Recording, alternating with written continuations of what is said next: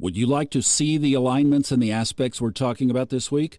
Well, check out the weekly overview on the funastrology.com YouTube channel. A picture really is worth 1,000 words. Welcome to the Old Soul, New Soul Astrology podcast. Boy, do I have one for you today. This was something that I had debated whether we should do or not, and after Robert and I have just talked through it a little bit, oh my, fasten your seatbelt, get some note paper. You're going to want to take notes on this one. So we had talked about Matthew Perry's chart, of course, the very famous Friends actor who died suddenly, who drowned, they said, in his hot tub, and there was obviously suspicion around what caused the death. In late August of 2024, so not quite a year, about 10 months after his death, some charges were filed. And it was interesting to me that no murder charges were filed. They were just distribution charges, but 5 people were arrested. That's not the point of what we're talking about here. What we're looking at is his chart in 3 different forms, and this is in the show notes at the top, so you should get this in front of you because this podcast would basically be illegible without it. What you're looking at in that chart is in the very innermost ring, his natal birth chart. The middle ring is the solar arc chart. Now remember, those move 1 degree per year, taken from the time close to these arrests. So that's the significance of the timing on that middle wheel. And then the outer wheel is the time of his death, as was stated in Wikipedia as being October 28th, 2023 at 4:17 p.m. Los Angeles time. So I asked Robert, I said, this is interesting from a crime perspective. Now, you're talking about somebody here who wrote crime television shows for a long time, network level. So crime is of interest, and Robert has used astrology and this kind of thing and even created stories from it. So he knows this genre. He knows this space very well. And I thought there might be some interesting things that we could find in this chart. And boy, are there. So some of this is going to be crime related. Some of this is going to be death related. And I know a lot of people are interested in, can you see death in an astrological chart? Well, the answer is yes. And you're about to hear how and why. So we have several aspects that we've circled for ourselves here to point out, and we'll just go through some of these. Robert, why don't we start? I mean, there are so many different places, but on the transiting chart, that outer wheel, at the time of his death, Neptune rules the 8th house of death, which is Pisces, in his chart. That's his based on his natal chart. So already he was born with Pisces ruling the 8th house. Neptune, the ruler of Pisces, is in the 8th house, and it's opposite his natal Pluto. So if you look in that inner wheel, you see a big stack of planets in the 2nd house, 3 in Virgo, 2 in Libra. Pluto is at 2352 Virgo. Neptune is at 2517, but is retrograde, so it's applying, moving toward that Pluto. Why don't we start with that, and then we've got several other places to look. Fine with me. In fact, I'd like to start. There's an old axiom. If it's not in the birth chart, it's not going to happen. So if you look at his birth chart, Matthew Perry's birth chart in the center, Pisces on his 8th of death, which is one aspect of death by drowning. Death by drowning can mean pneumonia, or it can mean dying in a swimming pool. But he has Pisces on his 8th of death, which shows a mysterious death. The ruler Neptune is in his 4th house of the home in Scorpio of death. Death by drowning at home is in his birth chart. Now, we go back to, what are you looking at? Here comes the transits, Neptune transiting. The transiting Neptune was opposite his natal Pluto. And Pluto rules, both Pluto rules his moon and his birth Neptune at birth. And Pluto is, among other things, the planet of death and rebirth, of course, but death. So that transit of Neptune, which is drugs, it's also crime. It rules the 12th house sign, Pisces, so it's criminals which hide. and cheat and so on. And it also rules drugs. So there it is, transiting Neptune, applying to an opposition with Matthew Perry's birth Pluto in his second house of self-worth, which is very interesting to consider. But Pluto is also the planet of death and rebirth, and it also is the planet of criminals and law enforcement. Scorpio, for example, rules those things. So you're seeing this a lot of ways, and that's one right there. And the thing about reading horoscope for listeners, you can't, one indication isn't enough. I like to see things at least 3 ways if I can, but certainly at least 2 ways, or see it 3 ways or more. So as Thomas and I go through this, you're going to be seeing how to read this chart or any chart. But right off the bat, Thomas has pulled out one aspect, transiting Neptune opposite Pluto of death in his second house. So that's one. Got, as I mentioned, back to the birth chart where this death by drowning and also through drugs, which is also Neptune, is absolutely shown. Let's look at another one here. His transiting Pluto, now the outer wheel, is in a quincunx or an inconjunct, 150-degree aspect to his natal sun, which is 26 Leo in the first house. So there, snuffing out his life force, if you will. And the thing I'd like you to talk about just for a second is to me, I've been really focusing on the significance of the quincunx. It's not a major Ptolemaic aspect, but boy, is it significant. You know, it really is, Thomas. When you think about it, the 150-degree aspect, which is an inconjunct or a quincunx, is basically a first sixth or first eighth aspect, because the 8th house and the 6th house are both inconjunct the first house. So when you're reading health, the old books say, oh, health is 6th house. Well, it is, but it's also a lot of other things. But it is the 6th house. It's also the 8th house. Both those houses are inconjunct the first house. Well, his natal sun is in Leo, which is the heart and cardiovascular system, which is what killed him through the drugs. And here, for the only time in his life, transiting Pluto, which takes 244 years to go all the way around the zodiac. So none of us have experienced this transit, including Matthew Perry and you and me. Transiting Pluto at 28 28 Capricorn, is inconjunct his sun, and it has been there for a while because Pluto's a very slow-moving planet. So inconjunct his sun and Pluto ruling death and rebirth means that Matthew Perry unconsciously had been considering his soul, death and dying, for a while. And of course, if we've read his book, that's the truth. But at this point in his life, and through these associations with criminals, namely the ketamine queen, who was in cahoots with a doctor who has now pleaded guilty to distributing ketamine to celebrities. There's the crime and the criminals. That Pluto in his 6th house is his health, and it affects his heart and circulation, his sun in his 1st house. So there is a second big indicator of this is a dangerous period. Are you going to predict death? You have to be very careful with this, but you can certainly say, you know, at this period of your life, you need to be very careful about any usage of drugs and alcohol, as well as any criminal associations that may be in your life. You can certainly say that much. And in his case, this all plays out tragically. One could argue you don't need a chart for that. Common sense would help you lead to that kind of conclusion, but a lot of people don't follow that, and especially when they're in, around the kind of world that he was subject to those kinds of people being in his life.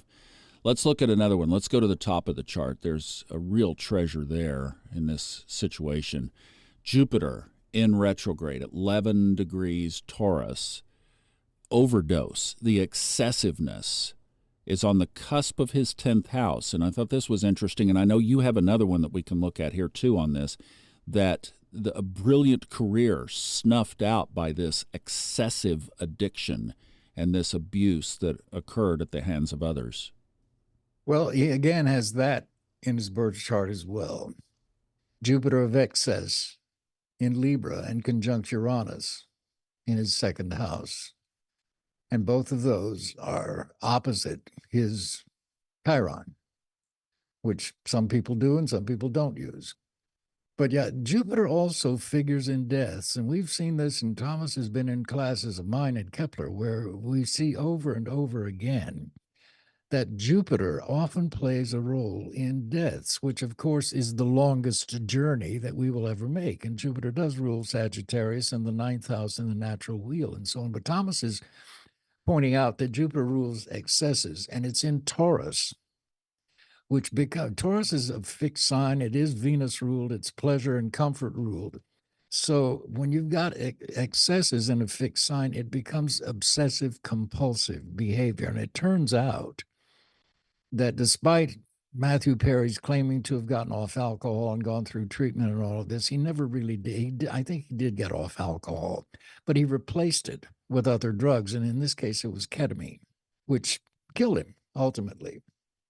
So that excess Jupiter is very prominent in this death. It's right around his north node, his solar arc north node. So, which is another karmic indicator in this chart. So absolutely, you would consider that as well. Well, we have another one, and we haven't mentioned the solar arc, this middle wheel. Let's look at one here that your eye spotted just a minute ago before we started rolling. If you look in the 11th house at the midheaven, 21 degrees 50 minutes in Gemini, and then look over in his natal chart in the 8th house of death is his north node at 2117 of Pisces. And you're getting into solar arcs now, which is no teal territory. He really did back in the 70s popularize the use of solar arcs. In fact, he called it astrology's most successful predictive technique. The thing about solar arcs is you have to have either a rectified chart or an accurate birth time, because the ascendant and the midheaven move 1 degree for every 4 minutes of birth time. But in this case, his chart's pretty accurate because his solar arc midheaven, which advances 1 degree per year, this year at the time of his death was at 2150 Gemini, exactly square his north-south axis and his north node in Pisces of drugs and crime and mystery is in his 8th of death. So this is the one and only year in his life where his midheaven, which is your status in life, your position in life, it's the ruler of the 10th cusp, if you will. This is the one year in his life where it squared that axis. And it's in the houses of death. So now we've got 3 or maybe even 4 indications of the precariousness of this year in his life. The midheaven in Gemini rules the hands. It squares those nodes in Pisces, north node in Pisces in his 8th. Death through the hands of other people. Gemini rules connections. There is the series of connections between the ketamine queen and her physician doctor supplier, who has now lost his license. Death through the hands of other people under mysterious or criminal circumstances. And Pisces, of course, rules criminals and the underground, as does Pluto rule the underground. Pisces rules the 12th of prisons and institutions and so on. So all of these elements, Thomas, are right there. We have another solar arc aspect that we can look at. Let's go down to the 4th house. We talked about this before, death at home, and we see Pluto and Uranus and Jupiter, the signatures of death, right there in Scorpio. I mean, this chart is screaming. But look at Uranus in particular, and then right there in the inner wheel, you see that it's right on top of Neptune, both at 25 degrees. And the old axiom with Uranus is it operates often suddenly and unexpectedly. This, again, is solar arc Uranus. It's the only year in Matthew Perry's life where it conjuncts Neptune in Scorpio in his 4th house in Scorpio of death. And we've already read in the natal chart, Neptune rules his 8th house of death. Pisces is on that house, drugs. Neptune is drugs. Neptune in Scorpio is in his 4th house, and there it is in the birth chart, death through mysterious circumstances or even drugs. And this one year, solar arc Uranus exactly conjoined that position. And what house does Uranus rule in this chart? His seventh house, which is his relationships, close relationships, marriage or close friends and so on, but his relationships to the world, which were, if you now look at the transits for a second, you see transiting Saturn over in that eighth. So Matthew Perry had been very depressed about relationships for at least 2 or 3 years and getting worse. So that was one element in his use of drugs, is because of the lack of relationships in his life, certainly relationships that he could really love and trust, because the ones he did have were ripping him off. The doctor who was arrested has their emails between this doctor and one of these drug suppliers. How much can we charge this moron? So they were ripping Matthew Perry off for as much money as they could get.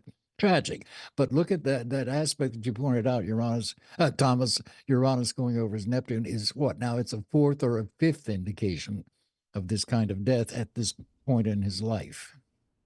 Let's look at a crime aspect here. The 12th house obviously encompasses that area in some ways. Venus is in Cancer. And then if you look directly across, back to the solar arc, middle chart is opposite Neptune in Capricorn. It's unbelievable, isn't it? Yeah, it really, truly is.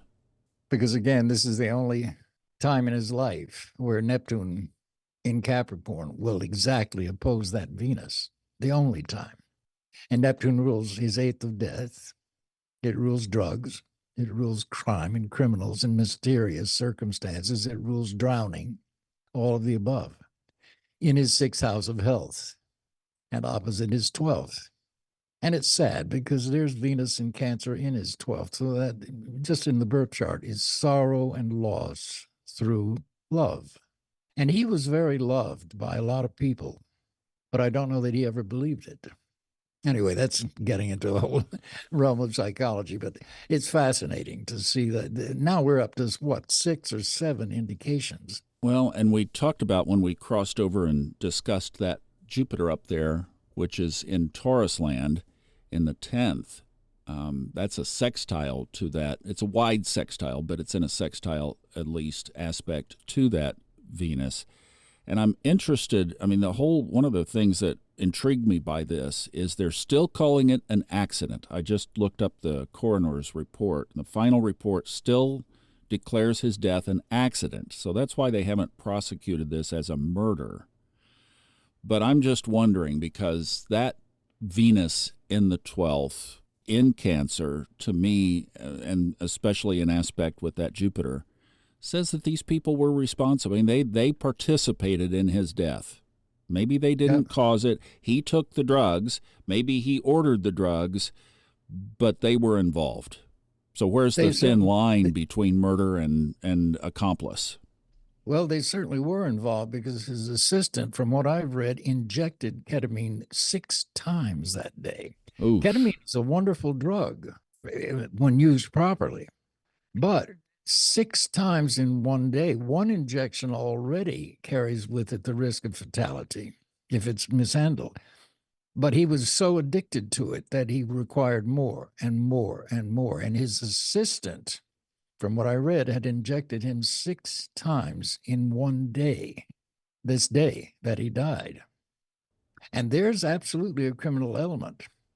Now, it's different, I suppose, in terms of legal definitions of murder to fire a gunshot and kill somebody. But I don't know. To me, injecting somebody with a known drug that carries with it the risk of fatality certainly fits the bill of murder, homicide. I don't know that technically would stand up in court, and that's very interesting what you're pointing out. Well, I just was wondering that exact same analogy and wondering what's the difference if an accident happens or if it's in a quiet moment with no cameras around. You move the barrel of that gun over, and one's murder and one's an accident, and they're calling this an accident. And you mentioned as a television writer, one of the considerations here, this man was one of his assistants, and your job is at stake. So I'm sure Matthew Perry was paying him very well to be his assistant. But if you don't do your job and do what your boss tells you, you're going to lose that job. So he had motives to do what Matthew Perry told him to do, which is get me more and give me another shot. So you can understand, too, from that standpoint, put your mind in the mind of the criminal, of the assistant. And he was part of the drug ring as well, but he was also being paid as Matthew's assistant. Now, again, you get into a situation, what if your assistant, if you're a rich man and you want to die and you tell your assistant, I want you to shoot me. I want you to, well, nobody would do that. Right. Yeah. Let me spin this conversation to another application. Let's talk about people reading their own charts, looking at this kind of thing in their own birth chart, and wondering, what should I do if I see such a symbolism? You and I both have a distinct signature in our charts. The Sun and Neptune are close together. Mine are really close. Yours are 4 degrees. That still is well within orb. And both of us, before it became a problem, decided, based on that aspect, to stop alcohol because Neptune rules addictions. And I think both of us probably could attribute or ascribe that we saw where this could go and we just weren't interested in what that might look like. I don't want to know. What I don't know is better. So if people see something that shows a warning of a Pisces, a Neptune, a Uranus of sudden death in a particular location, say the 8th house, and let's say even that it's an outer planet that might be transiting, that's going to be there for a long time. How do you, if you're this guy and you're in Hollywood and you've got the big bucks and you've got the flashy lifestyle and you see this, how do you turn all that off to say, for the next about 17 or 18 years, I've got to be really careful here? I mean, people just don't do that. But you and I made a lifetime choice to say, I'm going to just forego alcohol because I see a slippery slope down here, and this planet rules addiction, and I don't want to be addicted. Absolutely. That's really one of the reasons I got into this, because the very first book that I read said exactly that. You need to watch out for alcohol and drugs and yada, yada, yada. This was the old A to Z horoscope maker and delineator. And I'm looking at this book written in 1928 thinking, wait a minute. How can this book be so specific? I was raised by alcoholics. I loved to drink. Everybody I knew drank, starting at 15, 16. How can this? And so it shocked me, jolted me. And of course, my response to that was, maybe I better study astrology a little more if it's accurate about this. And so ultimately I did. And of course, I was out in Los Angeles at 21. At the beginning of the sex, drugs, and rock and roll era. The only drugs I ever got into were alcohol and Valium, remember that, and marijuana. So I don't do any of that anymore and haven't for decades. But that's what jolted me. And the same is true for here. Matthew Perry went to rehab a lot and tried and tried and tried to get out of it. But what he did was keep, as many addicts do, substituting what he thought was a less harmful drug for more harmful drugs, alcohol or whatever else he was doing. But of course, it turns out ketamine is not harmless at all, and especially when it's being misused and abused like this. But all of this is in his birth chart, his propensity. And you can really sometimes read a chart like a fortune teller, which is what we just did. Pisces on the 8th, a mysterious death. It could be death by drowning. It could be through drugs or alcohol abuse. The ruler of Neptune in the 4th, that's death by drowning through drugs at home. I mean, it's straight carnival fortune telling. We'd better not get off of this episode without mentioning his sun is square to his Neptune, if you're talking about the natal chart. So we just don't miss that, because somebody's going to be screaming it at us. You guys didn't mention the sun square indeed. Neptune. And Neptune's in Scorpio. Like mine is. The cardiovascular system. The sun is in, And yet here, a whole generation of people, myself included, born with Neptune in Scorpio. Does that mean we're all going to die drug addicts? No, it doesn't. Think of the difference. If your sun's in Virgo, it sextiles at Neptune. It doesn't square it. Right. But his does. Yeah, almost dead on. Yeah. And it's interesting because there really are generations that are born with, say, a planet like Neptune or a planet like Uranus, which can be in a sign for 7 years. there are generations of people collectively that are born to experience those archetypes generationally. And we all have those. We all have these collective planets somewhere. So we're a part of that generation.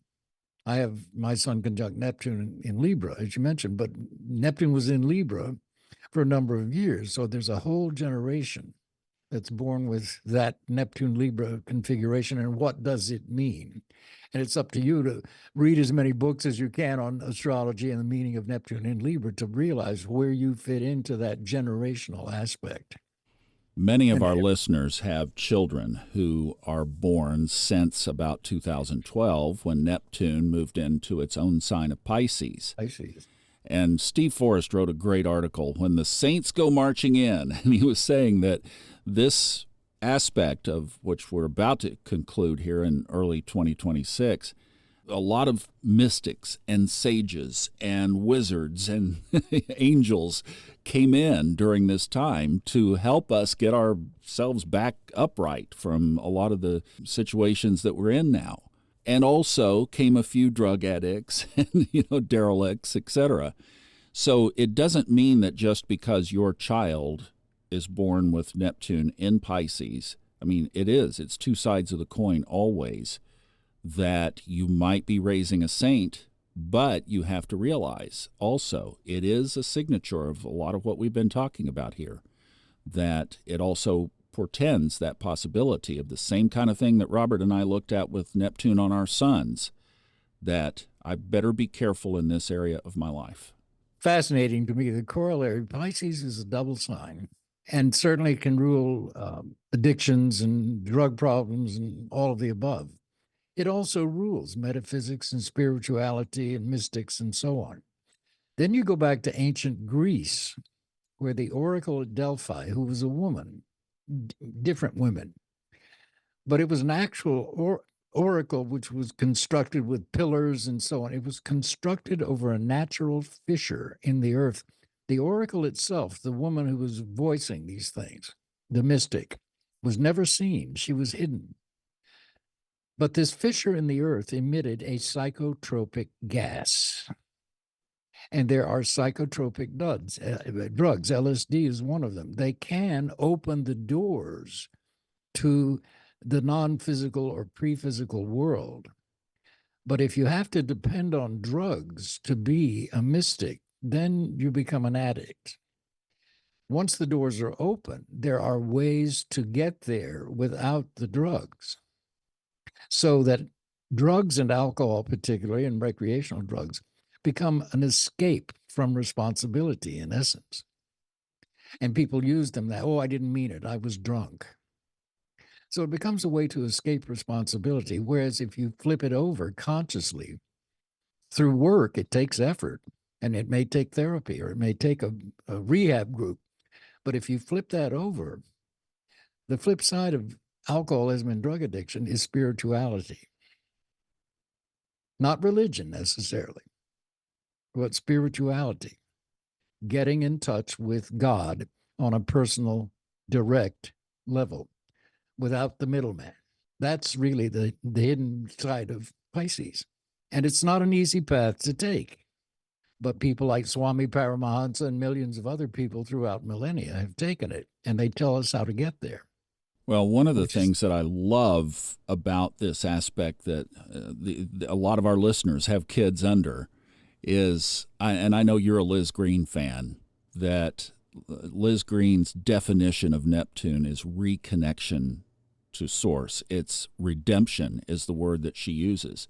So a lot of your kids are going to be on this lifetime path on the positive side, the high timeline side of this aspect of finding God in exactly the way that Robert just described. It's a beautiful path. Love it. Love it.